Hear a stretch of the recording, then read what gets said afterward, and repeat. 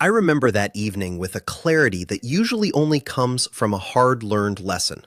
The workshop was dead quiet, save for the rhythmic metallic ticking of the old cast-iron radiator as it labored against the winter chill. On my workbench, under the harsh glare of the overhead light, sat the carcass of an old oak buffet. It was a massive piece, heavy, dark, and imposing, its surface blackened by 120 years of soot, grime, and layers of old linseed oil. It had been hauled out of an old estate near Torzok in the Tver region. This thing had been a silent witness to history. It stood in a dining room through the twilight of the Tsars, survived 2 world wars, saw the fires of revolution, and outlasted the rise and fall of empires. It had been dragged from a manor house to a rural schoolhouse, and eventually it spent decades rotting in a damp, forgotten shed until it finally landed in my hands. The doors were warped, the original brass hardware was a ghost of the past, and the thin pine backboard had split into 3 jagged pieces. My plan was simple, or so I thought. Break it down to its component parts, clean the wood to its bone, and rebuild it from the ground up with a corrected geometry. Usually, furniture of this age yields to the mallet, not easily, but predictably. I picked up my 12-pound dead-blow mallet, expecting a few sharp thwacks to loosen the tenons from their mortises. I struck the corner of the main frame. Nothing. Just a dull, heavy thud that vibrated up my arm and settled in my teeth. There was no give, no slight crack of a failing bond. I tried trickling isopropyl alcohol into the seams, hoping to brittleize whatever old resin was holding it together. No reaction. I reached for my heat gun, dialed it up to 650 degrees Fahrenheit, and spent 10 minutes focused on a single joint until the wood itself began to smell like burnt sugar and toasted vanilla. The tenon didn't move a micron. It sat there, defiant, as if it were part of the living tree again. Eventually, my patience ran dry.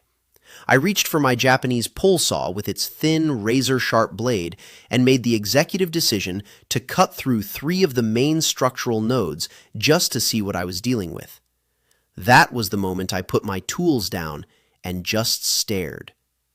The wood hadn't failed at the glue line. As I looked at the cross-section of the cut, I saw that the oak had splintered and cracked along its own grain, about 5 to 8 millimeters away from the seam. The actual joint, the meeting of the 2 pieces of wood, remained a singular monolithic block. It looked less like 2 pieces of timber glued together and more like they had been welded into a piece of reinforced concrete. This was the work of bone glue, that pungent traditional animal glue that our grandfathers used to simmer in rusted tin cans over a water bath. It's a material the modern furniture industry sprinted away from the moment PVA, that white and yellow liquid plastic we all use, hit the shelves in the middle of the last century. I turned around and looked at my own chemical shelf. There they were, 4 different bottles. Titebond, Cliberit, various professional carpenter's glues. I've used them for over 20 years. They are incredibly convenient. You don't have to heat a pot. You don't have to wait for granules to hydrate. There's no smell of a slaughterhouse. You just pop the cap, spread it, clamp it, and walk away. The bond is good enough. It's strong. But that night, staring at that 120-year-old oak monolith, a realization hit me that has kept me awake more than a few nights since. Not a single piece I've made in the last 2 decades, bonded with modern PVA, will survive 120 years of neglect. I don't know this because I read it in a chemistry textbook. I know it because my hands have felt the difference. I've seen my own PVA joints from 12 or 15 years ago start to creep and shift. And then I saw this oak ghost from the 19th century that only surrendered to a steel saw blade. The difference isn't just about strength. It's about the very nature of the bond. Today, I want to talk to you about why the disappearance of bone glue from our shops wasn't a triumph of technology, but a bad trade, one where we swapped eternity for 15 minutes of convenience. We're going to look at how PVA actually behaves inside a piece of furniture, and why the very thing that makes it easy to use is exactly what kills it in the long run. We're going to dive into the structure of collagen and understand how a simple animal protein turns into a stone that literally grows into the wood at a molecular level. I'm not here to sell you on nostalgia. Old masters weren't wizards, they were the ultimate pragmatists. They used bone glue not because they lacked options, but because they demanded a result they could stand behind for generations. I'm going to show you how to handle this living material, how to avoid the 5 catastrophic mistakes that sent my first attempts into the scrap bin, and why modern chemistry still bows to a technology that's thousands of years old. This is a conversation about building things that are capable of outlasting their creator. To understand why that buffet from the Tver region outlasted several generations of owners and a couple of revolutions, you have to realize that the men who built it weren't just working with wood, they were working with time and physics. In the 19th century, a master's workshop wasn't a climate-controlled sanctuary. There were no humidifiers, no HVAC systems to keep the boards at a steady 8% moisture content. It was usually a timber building heated by a massive masonry stove. In the winter, the air would become so dry your skin would crack, and by late autumn the dampness from the Russian plains would soak into everything until the wood swelled and the drawers started to bind. A master of that era didn't just build a piece of furniture, he engineered a dynamic system that had to breathe along with the house. If he built it too rigid, it would tear itself apart in the first frost. If he built it too loose, it would rattle apart by spring. The training back then was brutal and focused entirely on the senses. An apprentice didn't touch a dovetail saw for the first 3 years.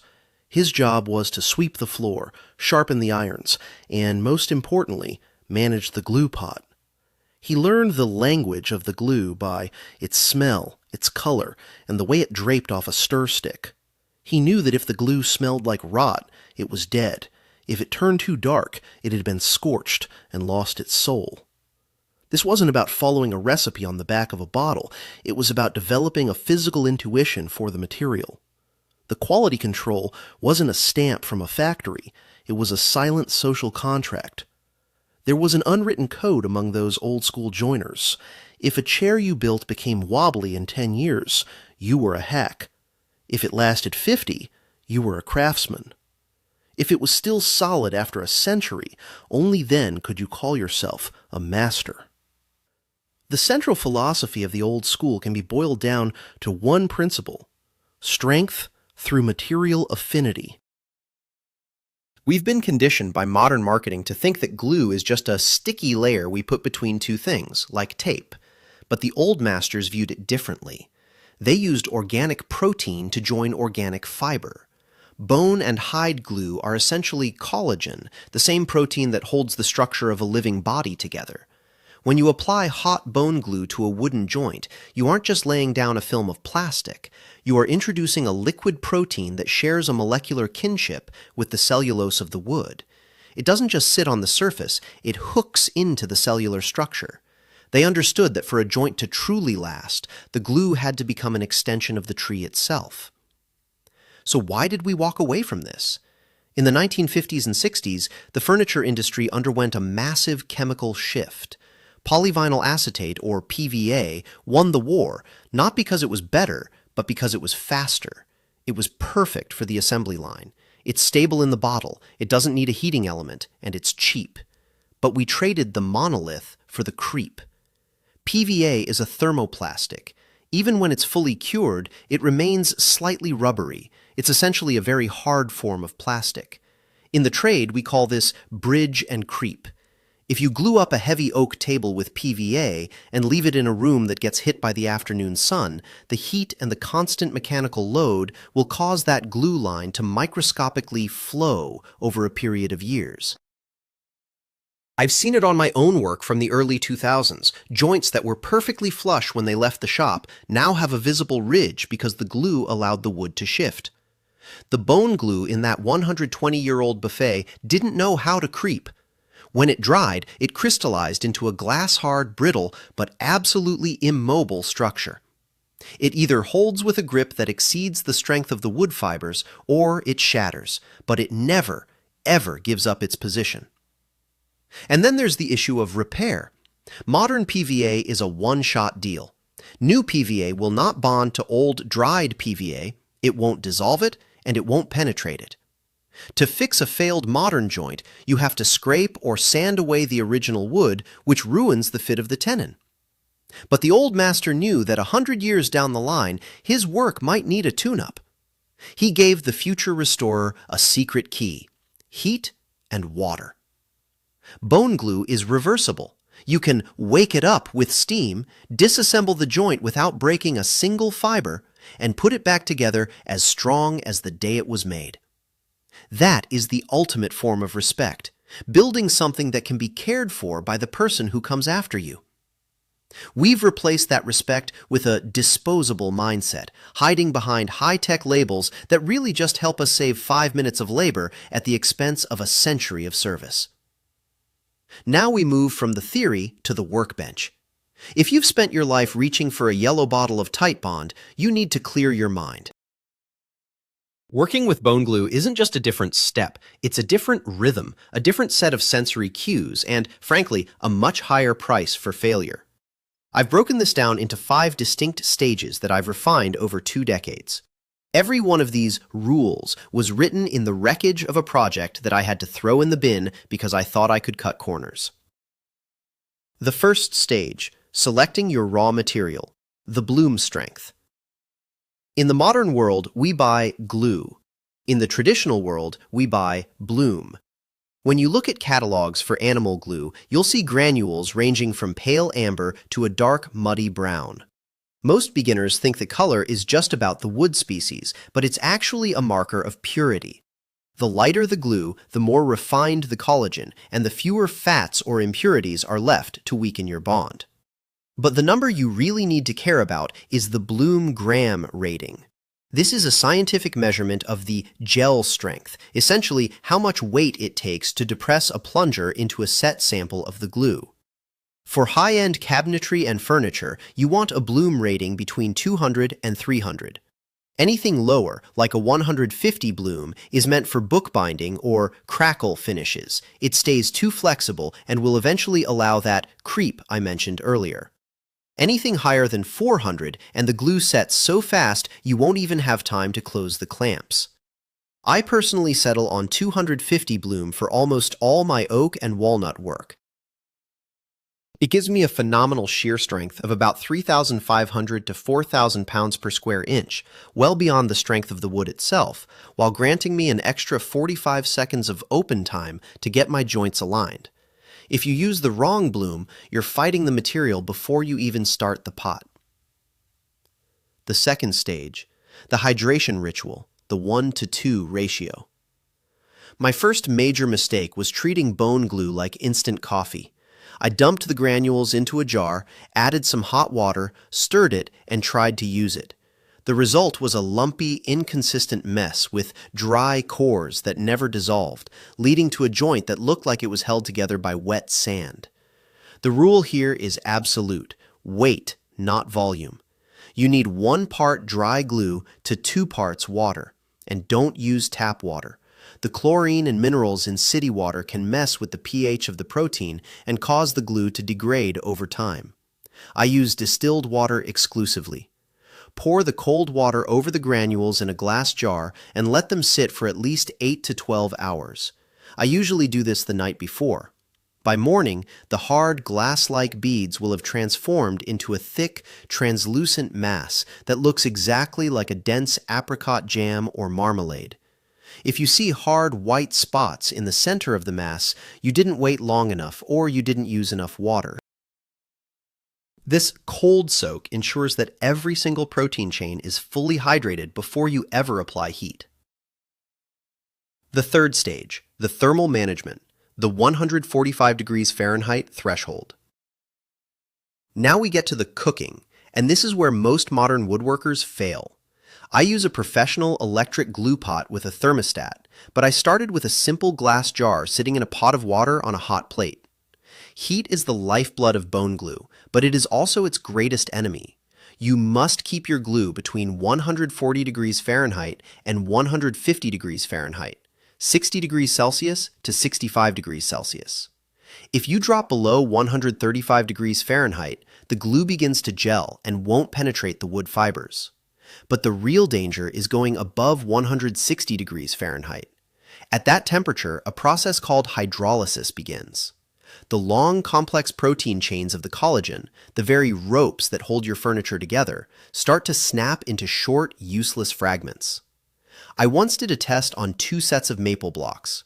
One was glued with properly heated glue at 145 degrees Fahrenheit, the other with glue that I had accidentally let boil at 190 degrees Fahrenheit. When I put them in the hydraulic press, the properly glued block shattered the wood at 3,200 pounds per square inch. The burnt glue block popped apart at just 800 pounds per square inch. The glue looked the same in the pot, but chemically it was dead. It dried into a dusty powder rather than a crystalline rock. Keep a digital thermometer in your pot. If you see bubbles, throw the batch out and start over. The 4th stage, the heat shock, preheating the substrate.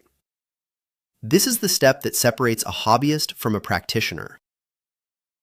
If you take 145-degree glue and brush it onto a piece of oak that is sitting in a 65-degree shop, the glue will hit that cold surface and shock into a gel instantly. It won't have time to flow into the microscopic pores of the wood. You end up with what we call a cold joint. It looks fine on the outside, but it's just a skin of glue sitting on top of the wood. Before I apply a drop of glue, I preheat my workpieces. I use a heat gun to warm the mortises and tenons until they are warm to the touch, roughly 100 degrees Fahrenheit to 110 degrees Fahrenheit. When you apply hot glue to warm wood, it stays liquid for those crucial extra seconds, wicking deep into the grain like water into a sponge. This creates a zone of mutual penetration that is often 3 to 4 millimeters deep. That's why the buffet I found broke the wood rather than the joint. The glue and the wood had become a singular composite material. The 5th stage, the rubbed joint, the traditional vacuum. This is a technique that is physically impossible with modern PVA. Imagine you need to glue 2 long boards together to make a tabletop. With PVA, you'd need a forest of heavy iron clamps and a lot of prayer. With bone glue, you can use the rubbed joint method. You apply a thin layer of hot glue to both edges. You place one board on top of the other, and you start to slide the top board back and forth with heavy downward pressure.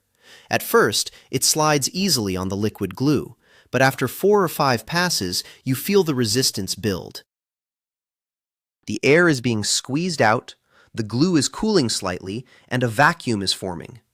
Suddenly, the boards grab. It feels like they've been magnetized together. You stop rubbing, align the ends, and simply walk away. No clamps, no stress. Because the glue shrinks as it dries, losing about 50% of its volume as moisture evaporates, it actually pulls the 2 pieces of wood tighter together during the curing process. I remember the first time I tried this on 2 6-foot pine boards. I didn't believe it would hold. The next morning, I tried to split them with a sledgehammer. The wood ripped apart in a jagged line 6 inches away from the seam, but that rubbed joint didn't move an inch. This entire process demands a level of discipline that PVA has allowed us to forget. You have maybe 90 seconds to 2 minutes from the time the brush touches the wood to the time the clamps are tight. I do dry runs for every single assembly. I rehearse the movement, I place my clamps exactly where I need them, and I check my square. Only when I can do the whole dance in 60 seconds do I reach for the glue pot. It's stressful, it's fast, and it's primal. But when you feel that joint bite, and you know that you've created a bond that will stay monolithic for the next century, you realize that the convenience of a plastic bottle was a very poor substitute for this kind of certainty. Making the switch from a lifetime of PVA to the traditional glue pot isn't just a change in what you buy at the hardware store. It's a total remapping of how you look at a piece of wood. For 20 years, I lived with certain workshop truths that I thought were the mark of a professional. But looking back now, they were really just excuses I'd made for the limitations of synthetic chemicals. To truly master the old ways, I had to stop and admit that I'd been using modern technology to hide my own mistakes. If you're going to walk this path, you have to break through 4 specific patterns of thinking that most of us carry like heavy baggage. The first pattern is what I call the illusion of the liquid shim. With modern yellow glue, we've become lazy with our tolerances. We tell ourselves that if a tenon is a little loose in its mortise, we can just fill the gap with extra glue. We think the glue will cure into a solid plastic plug that makes up for the bad fit. But bone glue will strip that delusion away very quickly. Because it's roughly 50% water, it loses half its volume as it dries. If you have a half-millimeter gap in your joint, that glue is going to shrink, pull away from the walls, and eventually crack like a dry lake bed. I learned this the hard way on a set of dining chairs. I'd been sloppy with the joinery and thought the glue would save me. 6 months later, when the house dried out for winter, those chairs started to rattle like a box of old bones. Bone glue isn't a filler, it's a facilitator. It only works when you have wood-to-wood contact. Now, I spend twice as long on my dry fits, ensuring that the friction of the wood alone is enough to hold the piece together. The glue is just there to make that connection permanent. The second pattern is the fear of the permanent. When we work with PVA, we work like bomb disposal technicians. If the assembly goes together crooked, or if a clamp slips and the frame goes out of square, you're finished. Your only option is to cut it apart and start over. This creates a baseline level of stress in the shop that we just accept as normal. But bone glue gives you a kind of creative freedom I hadn't felt since I was an apprentice. I no longer panic when a complex glue-up with 40 different parts starts to go sideways. I know that if I mess up, I can just grab my steam cleaner or a wet, hot rag and reset the joint. I've spent years fighting with material, trying to force it to obey my will before the chemical timer runs out. With bone glue, you aren't fighting, you're negotiating. You realize that you can always go back and fix it. That realization alone made me a better, more patient builder. The third pattern is our reliance on mechanical insurance. For years, I wouldn't trust a glue joint on its own, especially in a high-stress area like a chair leg or a heavy table apron. I'd always drive in a hidden screw or a wood dowel just for safety. I thought I was making it stronger, but that old buffet from the Tver estate proved me wrong. There wasn't a single scrap of metal in its primary structure. Those old masters knew that metal and wood are natural enemies. They expand and contract at different rates, and over a century, the metal will eventually corrode or tear the wood fibers from the inside out. Bone glue, with its crystalline structure, moves in perfect harmony with the wood. It doesn't need a screw to back it up because it becomes part of the fiber. I've stopped using safety fasteners. If the joint is designed correctly and the glue is cooked right, the wood will fail before the bond does. The fourth pattern is speed as a metric of quality. We live in a world that values open time and fast set. We want to get the clamps off in 30 minutes so we can move to the next task. But bone glue forces you to pay attention to the environment. You start to notice the humidity in the shop, the thirst of the specific board you're holding, and the exact temperature of the room. I've stopped looking at my watch and started looking at the wood. If I see the glue soaking in too fast, I know the wood is bone dry and needs a primer coat. This deep level of observation is what turns a guy who makes furniture into a master craftsman. I want to share a bonus technique with you that changed everything for me when I started working with oily, dense hardwoods like ebony, rosewood, or even extremely old resinous heart pine. I was struggling to get a bond on some ebony inlays for a walnut cabinet, and they kept popping off like they were made of glass. I reached out to a friend who restores 18th century harpsichords, instruments that have to stay under immense tension for decades. He told me about surface activation, a 2-step trick that you won't find in any modern woodworking book. First, he told me to tooth the surface. He uses a specialized tool called a toothing plane, a small block plane with a serrated blade that leaves behind microscopic grooves. If you don't have one, you can use 40 grit sandpaper, but you have to sand in one direction only, perpendicular to the grain. This increases the surface area for the glue to grab onto by nearly 50%. But the real secret sauce is the vinegar primer. 5 minutes before you do your main glue up, you take a 5% solution of glue, basically the dirty water left over from cleaning your brushes, and add a few drops of white distilled vinegar. The acetic acid in the vinegar slightly breaks down the natural oils and lignins on the surface of the dense wood, while the thin glue solution preloads the pores. When you come back 5 minutes later with your full-strength hot glue, it doesn't just sit on top of the oily surface, it bonds to the primer and gets pulled deep into those toothed grooves.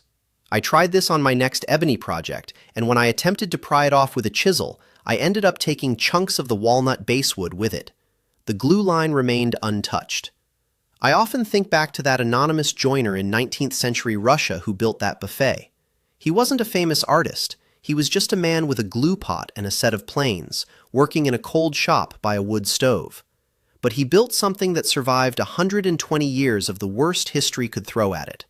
He didn't do it because he had fancy tools. He did it because he respected the material enough to work at its pace. Switching back to bone glue gave me that same sense of honesty in my own work.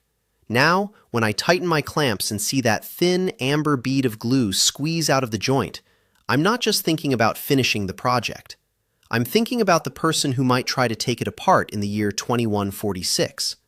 I'm building it so that when they pick up their tools, they'll have to stop, just like I did, and realize they're looking at something that was built to last forever. If your work feels like it's missing a soul, put the plastic bottle away for a week. Light the fire under the glue pot. It smells, it takes time, and it's a lot of work, but the certainty it gives you is something you can't buy in any store. We aren't here to do it fast. We're here to do it right.